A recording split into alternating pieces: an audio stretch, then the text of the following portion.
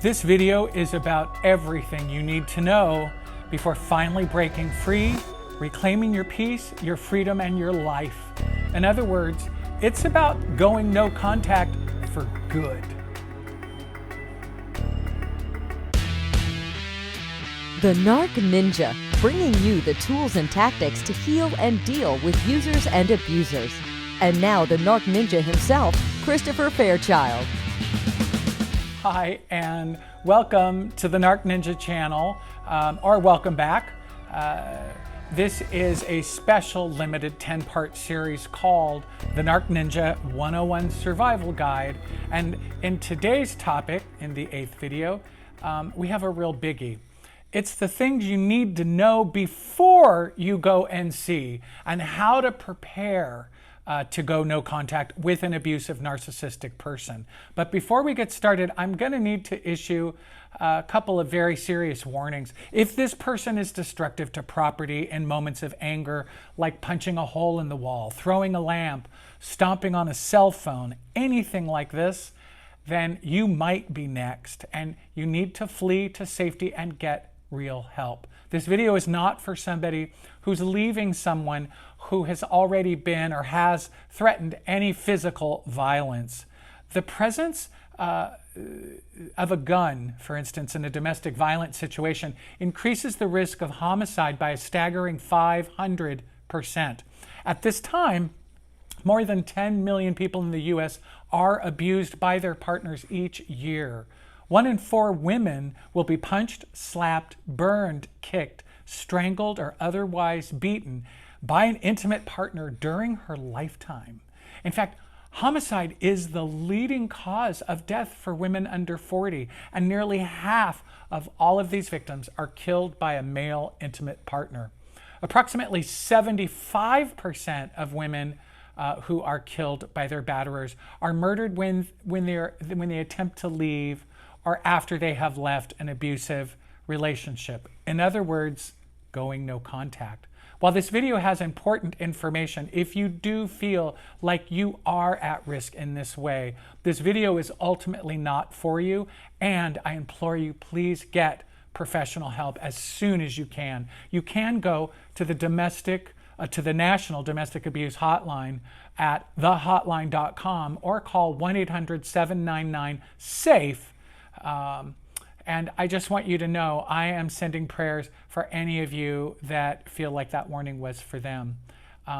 Before we get started, I just want to review the cycle of abuse. Know that before the cycle ever begins, they've already assessed you to be an awesome target because of how much narcissistic supply you might be able to offer them. It never has anything to do with you personally. You're just a sort of wanted product, a tool, a means to an end to possess and exploit. As many of you know, it all starts with the seduction phase, where you're being idealized and love-bombed. And they're mirroring your traits at this point, your likes, your dislikes. They may tell you that you are like family to them, or that unlike everybody else, they really understand you, they get you, and only they can love you like you need and deserve to be loved. One thing, once they think their lures have worked, the limits testing is going to start. Like, how strong are your boundaries? What can they say and get away with you? As the honeymoon starts to fade away, they may start being late a lot or just taking a little too much time to return your calls or your texts. Remember, they want to keep you off balance. They may become more demanding. One boundary they most likely will start testing is how much they can control you. Under the guise of, just being honest, they may tell you that they're not really thrilled with your best friend or closest family members. Then the devaluing really starts, trying to give you the feeling that, they're doing you the favor. You're really just lucky to have them in your life because, you're not quite as awesome as they are. They may start breadcrumbing you, where they just give you enough to stay in the game, but not really enough to have your needs met. The intermittent reinforcement, projecting, and cognitive dissonance gets louder and louder and louder in this phase. No, I think you're very beautiful and intelligent. It's just that, you don't seem to know how often you're just wrong. No, I think you have a beautiful body. It's just that, you do look really fat when you wear that much white. Just being honest. Next things may develop into full-on abuse. They may scream at you for, nothing and walk out right before the cruise you were just about to go on. True story, lived that one. Then, after the smoke is cleared, the roses show up, the tearful apologies, a bajillion phone messages and texts as we swing right back up to the top of the circle of abuse with the hoovering, the love bombing, the seduction, just to get you back on that hamster wheel. Unless you lucked out and you were discarded like a damn gum wrapper, in which case, congratulations, you have dodged a bullet. Before any hoovering starts back up, you may want to consider making an abuse journal, or at least a list of the times they left you feeling less than or disregarded your boundaries. I'd advise such a thing be made somewhere ultimately very safe, such as in the draft files of an email address you've made only for this purpose with a passcode only you know by memory. You can absolutely never be too safe when it comes to things like this. Reason being, after the smoke has cleared and you're remembering some of the sweet things or really fun times, remembering how amazing it felt when they were in that love bombing phase, can almost hypnotize a person into getting sucked back into the hamster wheel of abuse, pain, and heartache. In fact, selective remembering, there's a name for it, it's called euphoric recall. So review your list and keep it for later if you ever feel like you're losing your conviction to stay no contact.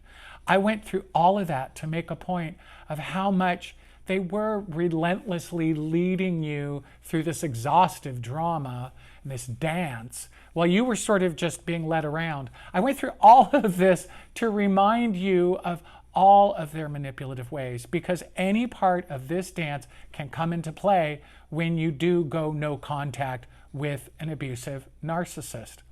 I want you to be prepared for any and all of the attempted manipulations that may occur when you go NC.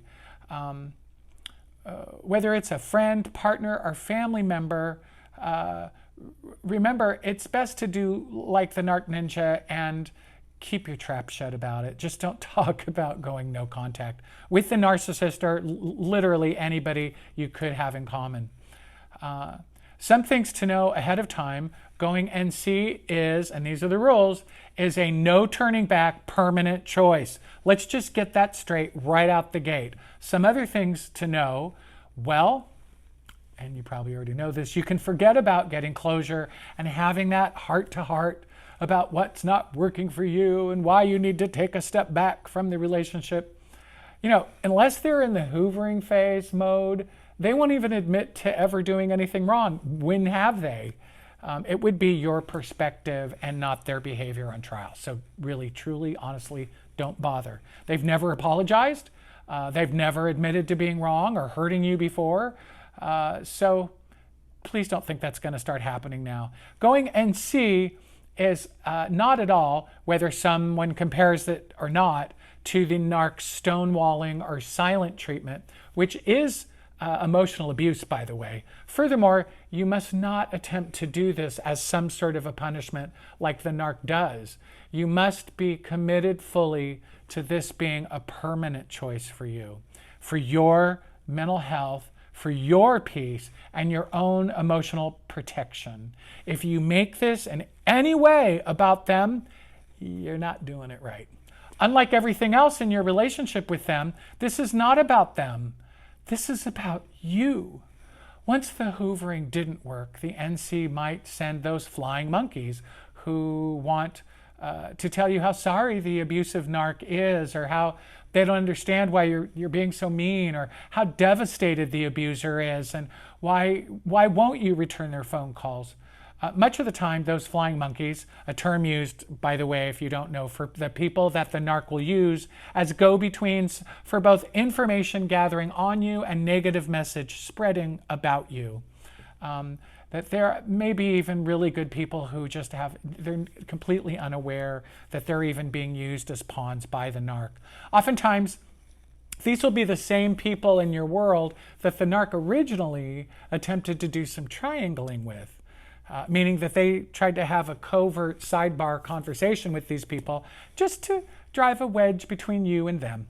Narcs love to do that whole triangling thing, because of the power they feel when they can change someone's opinion of you, or even better, turn people against one another. At this point, you might even start hearing sort of the first beginnings of the smear campaign the narc may be starting against you. The flying monkeys, for instance, might say something about how much the narc is really worried about you and just really hopes you're not drinking too much. You know, like the narc always likes to say that you do. It's so clever.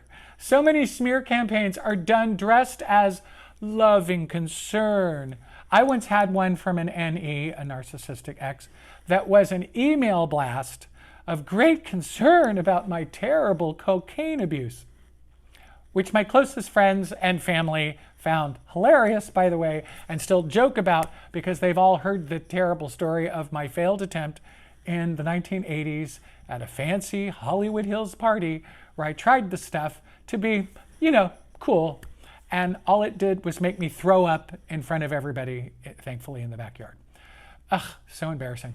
I am many things, but a druggie, turns out not one of them. But sadly, there were many folks who did believe all those lies. And I had to make my peace with it and be thankful, which I still am, for the people in my life who know better and are still in my life, who are my family of choice. I just want you to know that, you know, this is some of the stuff you may be in for. And of course, going no contact includes all social media, going both ways. If you have blocked them, be extra wary of any friend requests from people you don't know, because they may well be your narc incognito trying to keep tabs on you. If any flying monkeys are people you've had in common do try to talk to you about it, I suggest saying something like, you know what, I'm just not comfortable talking about that right now, but I'll let you know if I ever do.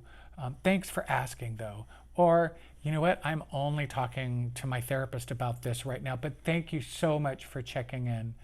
Know that many people may need to try a few times before they can successfully go no contact. And I'm most certainly not saying this to give you an excuse to break no contact. No, no, no. And if you do, by the same token, I want you to know you're not alone. Just forgive yourself, get some support, and go back to your NC plan. You know what? In the end of the day, it doesn't matter how many times you fall. It matters how many times you get back up again. And you can do this. And remember, whose life, whose peace, whose happiness you're fighting for, it's yours. I really, really hope that this video was helpful. And if it was, I hope you consider subscribing to this channel, liking, and leaving us a comment or a question. I also want to really thank the people that are doing that. This is such a new thing, but it really is growing kind of beautifully. The next video is going to be all about actually going no contact, and all the things that you're going to want to know during that phase if this is where you're at. But in the meantime, just thank you so much for watching and spending some time with me. And I just want you to know you can do this. You've got this. Keep shining and always be you to the full.